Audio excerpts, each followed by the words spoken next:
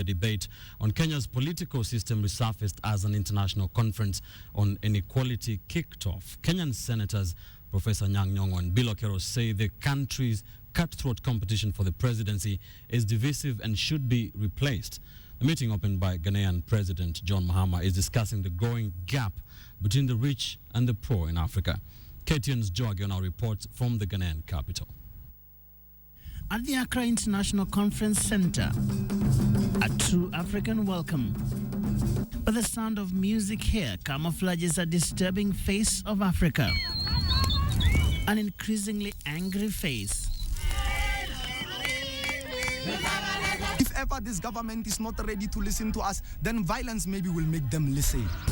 And the president of Ghana says the time for discussing inequality in Africa is now. Africa is without doubt the perfect place for such a discussion on inequality. So we know it is citizens that are calling for action. And that is because Africa is the second most unequal continent after South America. And 7 out of the 10 countries with the biggest gap between the rich and the poor are found on the continent. This growth will not be sustainable unless we properly address the issue of wealth inequality in our societies. In a society where there is inequality, it becomes very difficult to attain social cohesion within the society. It is really what I can call the gridlock for development in Africa. Areas that have historically been marginalized must get a little more and must be a little more empowered than areas that have been historically advantaged. Some politicians now think it is time to look at fixing politics itself.